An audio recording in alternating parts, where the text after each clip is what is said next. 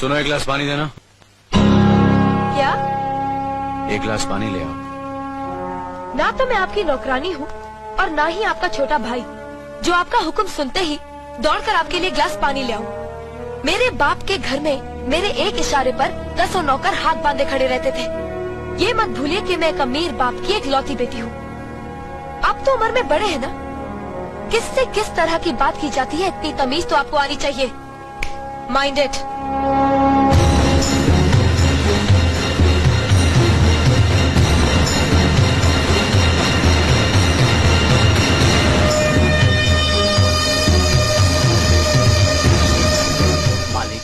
छोटी बहू की बात का बुरा मत मानना, नादान है, बच्ची है।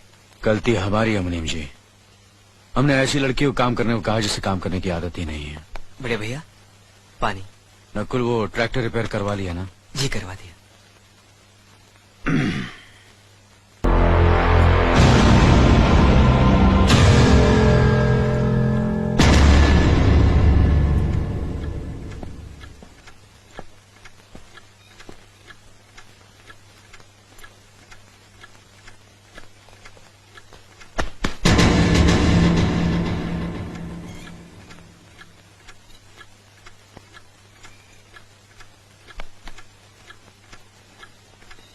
इसे मैं फेंक देता हूँ बड़े भैया, आप जाइए। मुनीम जी, जो राम प्रसाद की बेटी की शादी के लिए जेवर देने के लिए कहा था, भिजवा दिया? जी हाँ मालिक। शहर में रहकर यही बदतमीजी और ओछी हरकतें सीखी आपने? अपने से बड़ों का लिहाज करना नहीं आता आपको? किससे कह रहे हो तुम? आपसे कह रहा हूँ। औरत पैदा हुई है तो औरत की तरह रहना सीखे। मीना। नकुल, तुम अंदर जाओ।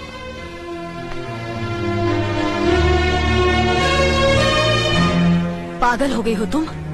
औरत होकर एक मर्द पर हाथ उठाती हो? इतनी ऊंची घराने की बहू होकर ऐसी नीच हरकत, शर्म नहीं आई तुम्हें? कौन सा ऊंचा घराना? ये जहाँ सिर्फ एक आदमी राजा है और बाकी सब उसके गुलाम। मीना, चिल्लाइए मत। आप मेरी सास नहीं है। जिस तरह आप इस घर की बहू है वैसे मैं भी हूँ। बहू हो तो बहू की मर्यादा में रहो। मर्यादा की रस्सी में तो आप जैसी जाहिल और गवार औरतें बनती हैं।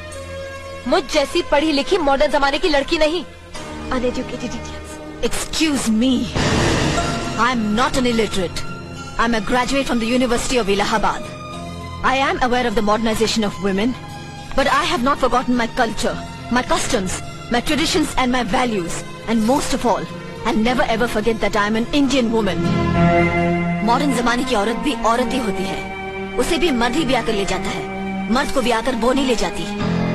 जमाने ख्याल और लिबास बदल देते हैं, औरत की शरीर की बनावट नहीं। लोग तुम्हारे ख्याल की लड़कियों को लज्जत का सामान भले ही समझते हो, इज्जत के काबिल कोई नहीं समझता।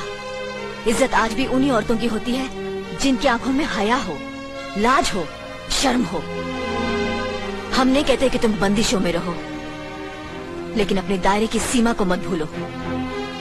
लड़की जब अपने माँ बाप के घर होती है तब उसके कांधों पर अपने ही घर की इज्जत का बोझ होता है, लेकिन जब वो बहू बनकर ससुराल जाती है तब उसके कांधों पर एक नहीं 2 परिवारों की इज्जत का बोझ होता है।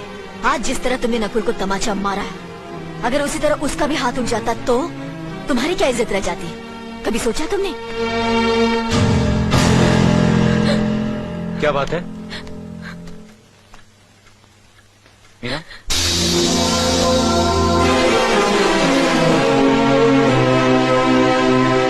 क्या हुआ भाभी? हाँ, कुछ नहीं। मीना कह रही थी कि उसे खाना बनाना नहीं आता। हमने सोचा कि 2-4 खरी खोटी सुनाने से ही सीखेगी, तो सुना दिया। बस रोने लगी। क्यों अर्जुन, हमें तुम्हारी बीवी को डांटने का भी हक नहीं? क्यों नहीं, आप हमारी भाभी माँ हैं। आप मार सकती हैं, डांट सकती हैं, कुछ भी कर सकती हैं।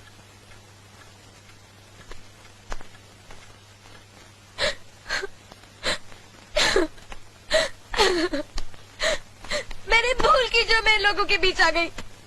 मेरी तो इस घर में कोई इज्जत ही नहीं है। जब देखो तो सब मेरी इंसल्ट करते रहते हैं। मैं कब से रो रही हूँ, तुम पूछ भी नहीं रहे हो कि मैं क्यों रो रही हूँ। बेकार हो रही है तो कौन पूछेगा? अच्छा, तो मैं तुम्हारे लिए और इस घर के लिए बेकार हो गई हूँ। अरे बेकार तो तुम हो गए अपने परिवार के बीच में रहकर। मैं कब से बोले जा रही हूँ और तुम हो के सुन ही नहीं रहे हो। इंसान की चीख सुनकर लोग शुभ अशुभ का विचार करते हैं, लेकिन जब मेंढकी को जुकाम होता है उसकी चीख की कोई परवाह नहीं करता। ये मत भूलो कि जब मेंढकी चिल्लाती है तो आंधी और तूफान आते हैं। आंधी और तूफान आएंगे तो उसका नतीजा तुम्हें ही भुगतना पड़ेगा। तो फिर ठीक है, अब मैं तुम्हारे साथ तब भी रहूंगी जब तुम मेरे साथ मेरे डैडी के घर रहोगे।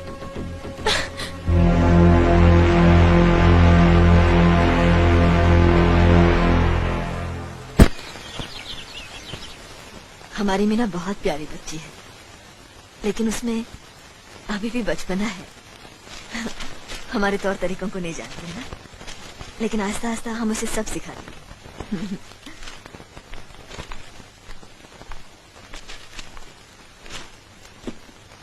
बड़े भैया, ये अपने घर जाना चाहती है। जाना भी चाहिए, 4-5 महीने हो गए, मायके की याद भी आती होगी इसे। और अर्जुन, तुम्हारे ससुर जी तुम्हें कई बार बुला चुके हैं, तुम भी कुछ दिनों के लिए हो आओ, तुम्हारा मन भी बहल जाएगा। अगर ये वापस लौटने के लिए जा रही होती तो मैं जरूर जाता, मगर ये तो हमेशा के लिए इस घर से जा रही है। कैसी बातें कर रहे हो? अगर तुम दोनों के ख्यालात एक दूसरे से नहीं मिलते तो इस मामले को घर की 4 दीवारी में बैठकर आपस में सुलझा लेना चाहिए। बहू शहर की पढ़ी लिखी लड़की है, उसे गांव के रीति रिवाज के बारे में क्या मालूम? ये तो तुम्हारा फर्ज बनता अर्जुन कि तुम उसे हमारे तौर तरीके सिखाओ। सिखाने से कोई फायदा नहीं बड़े भैया, ये खुद को इस माहौल में डालना ही नहीं चाहती, इसलिए भेज रहा हूं। अच्छा, तो तुमने फैसला भी कर डाला? बड़े भैया, बात यह है कि मैंने मीना को, तुम बहुत समझदार भी हो गए हो ना, तो फिर तुम्हें इतना तो समझ लेना चाहिए, अगर बहू अपने आप को बदल नहीं पा रही है तो तुम बहू के मुताबिक बदल जाओ। आखिर वो तुम्हारी पत्नी है, उसका साथ देना तुम्हारा धर्म है। तुम्हारे भरोसे ही तो उसने अपनी सारी जिंदगी सौंप दी तुम्हें। अर्जुन, मेरे दर पर तुम तड़प उठोगे, तुम्हें तकलीफ होगी तो मैं रो दूंगा, क्योंकि हम दोनों एक ही मां की संतान हैं, खून का रिश्ता है हमारा। मगर पत्नी का नाता उससे कहीं ज्यादा गहरा होता है, क्योंकि वो पराये घर से आकर अपनों से कहीं ज्यादा अपनी हो जाती है, परछाई बन जाती है हमारी। पति शरीर है तो पत्नी उसकी आत्मा है। पत्नी ही पति के जीवन को सही अर्थ देती है, उसे कामयाब बनाती। पत्नी के बगैर पति बेजान और बेमाने हो जाते हैं। अगर आज तुम अपनी पत्नी को हमेशा के लिए उसके मैके छोड़ाओगे तो ये गांव, ये समाज क्या कहेगा हमारे बारे में? जरा सोचो अर्जुन, न्याय के सिंहासन पर बैठकर जो लोगों के अच्छे बुरे का फैसला करता है, अगर उसी के घर में नाइंसाफी होगी तो लोग हंसेंगे हम पर, किसी को मुंह दिखाने के काबिल नहीं रहेंगे हम। बड़े भैया, मुझसे भूल हो गई, मुझे माफ कर दीजिए। मुनीम जी। जी मालिक। जायदाद के दस्तावेज लाइए। जी अभी लाया। बहू, पति ही पत्नी की असली शक्ति होती है। हमारे पुरखों ने कुल धर्म पत्नी के बारे में कहा है, जो पति के काम में उसकी मददगार हो, उसे अच्छी सलाह दे, जो दासी की तरह उसकी सेवा करे, मां की तरह उसे खिलाए पिलाए, लक्ष्मी का रूप हो और धरती की तरह उसमें सहन शक्ति हो, वही आदर्श पत्नी होती है। औरत की सोच मर्द का मुकद्दर बनाती है। वो जब बनाने पर आती है तो कुटिया को महल कर देती है, और जब बिगाड़ने पर उतरती है तो महल को मिट्टी का ढेर बना देती है। मालिक, ये जायदाद के दस्तावेज हैं। हमारी जमीन जायदाद कहां कहां है और कितनी है, उसका हिसाब किताब ना बाबूजी को मालूम था, ना हम तीनों भाइयों को मालूम है। बहू, तुम पढ़ी लिखी हो, आज से इसका हिसाब किताब तुम देखोगी। लक्ष्मी जी। अपनी चाबियों का गुच्छा और ये कागजात बहू को दे दो।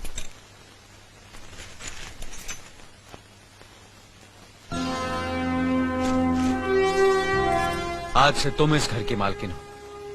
तुम जहां कहोगी, जिस कागज पर कहोगी, हम तीनों भाई चुपचाप आंख बंद करके दस्तखत कर देंगे। जैसा कहोगी वैसा ही करेंगे। बस एक ही विनती है बहू, हम तीनों भाइयों को अलग करने का ख्याल अपने मन में कभी आने मत देना।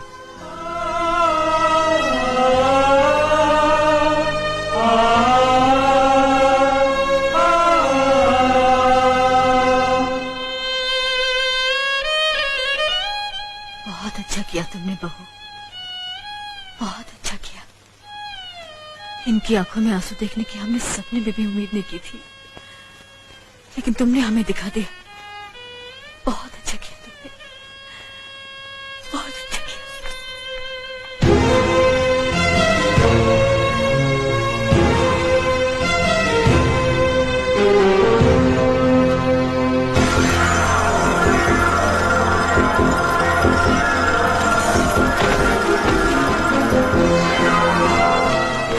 मीना, मीना, क्या हुआ बहू?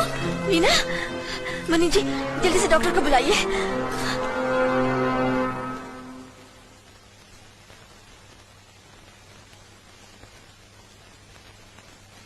घबराने की कोई बात नहीं, ये माँ बनने वाली है।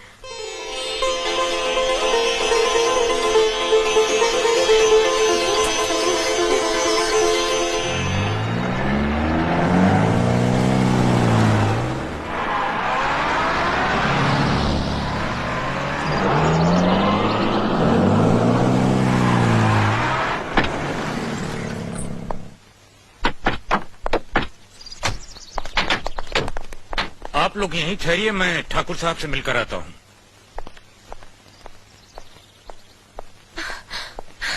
डैडी, डैडी, कैसी हो बेटी? What a pleasant surprise. आने की खबर भी नहीं की।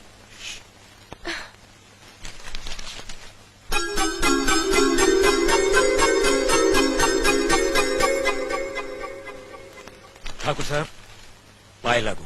समधी जी, आप अचानक यहाँ कैसे? तशरीफ रखिए, बैठिए ना। आपके बराबर बैठने की मैंने कभी गुस्ताखी नहीं की, तो आज कैसे करूंगा? बहुत दिनों बाद हम लोग मिल रहे हैं। कहिए, आपका कारोबार कैसे चल रहा है? आपकी कृपा और आशीर्वाद से ठीक ही चल रहा है। दिल्ली में इंडस्ट्रीज मिनिस्टर के साथ कब की अपॉइंटमेंट ली है? कल सुबह 11 बजे सर। इनकम टैक्स केस का? वकील ने कहा है कि 15 तारीख की हियरिंग में मामला क्लियर हो जाएगा। आज एक्सपोर्ट का माल जापान के लिए जहाज से रवाना हो जाएगा ना? जी हाँ सर। नमस्ते ठाकुर साहब। नमस्ते नमस्ते नमस्ते। अरे दीनानाथ जी, आप लोगों ने यहाँ आने की तकलीफ क्यों की? मैं आपकी संस्था के लिए गवर्नर साहब से बात कर चुका हूँ, आपका काम हो जाएगा। धन्यवाद, बहुत बहुत। अरे गोपीनाथ जी, होम मिनिस्टर ने वादा किया कि आपके भाई का ट्रांसफर जल्दी ही हो जाएगा। Thank you sir. Daddy, good morning daddy. Good morning my child. आप कहीं जा रहे हैं क्या? हाँ बेटी, एक जरूरी काम से दिल्ली जा रहा हूँ, अपना ख्याल रखना। ओके। Okay, bye. पास में ही फैक्ट्री के लिए जमीन देखने आया था, सोचा आपके दर्शन करता चलूं। अब इजाजत दीजिए। इतनी जल्दी कैसे जा सकते हैं आप? भोजन तो करते जाइए। माफ कीजिए, आप तो जानते ही हैं, बाप बेटी के घर का खाना तो क्या, पानी भी नहीं पी सकता। शहर में रहकर भी अभी भी आप इन बातों को मानते हैं? शहर में रहूं या गांव में, मैं अपनी परंपरा और संस्कार कैसे भूल सकता हूँ? आखिर मैंने इसी मिट्टी में जन्म लिया है। अच्छा, चलता हूँ। अजी, कम से कम बेटी से मिलकर उसकी कुशलता तो पूछ लीजिए। ये क्या कह रहे हैं आप? मैं इतना ऊंचा नहीं हूं कि अपनी बेटी की कुशलता पूछकर आपका अपमान करूं।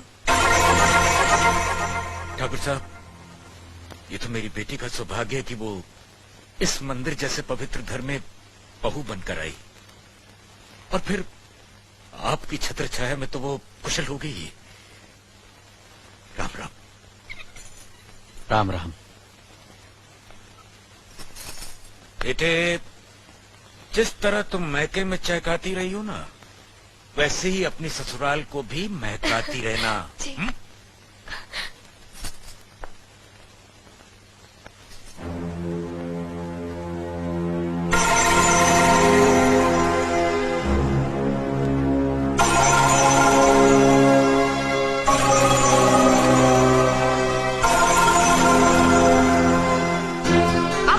बड़े हैं ना, किससे किस तरह की बात की जाती है, इतनी तमीज तो आपको आनी चाहिए। Minded, minded, minded, minded, minded. बड़े भैया, अरे? मुझे माफ कर दीजिए। क्या हुआ? मुझे माफ कर ये दीजिए। क्या कर रही हो? अपने पापों का प्रायश्चित कर रही हूँ। मैंने आप जैसे देवता का अपमान किया है, आपका दिल दुखा है, मुझे माफ कर दीजिए बड़े भैया, मुझे माफ कर दीजिए, मुझे माफ कर दीजिए। लक्ष्मी, मुझे माफ कर दीजिए बड़े भैया। बड़े भैया मुझे माफ कर दीजिए, मुझ पर तरस खा कर मुझे माफ मीना, कर दीजिए बड़े चलो भैया। उठो, तुम्हें ऐसे नहीं बैठना मुझे चाहिए, माफ इससे बच्चे पर असर पड़ेगा बेटे। मैं आपकी भी दोषी हूँ दीदी। आपने जेठानी की जगह माँ बनकर मेरी गलतियों को बर्दाश्त किया और मैं अभागन आपकी बेटी न बन सकी। मुझे माफ कर दीजिए दीदी, मुझे माफ कर दीजिए। अब चुप भी हो जाओ। तो हमने कब तुम्हारी बात का बुरा माना? हाँ बदले, रोते नहीं, रोते नहीं।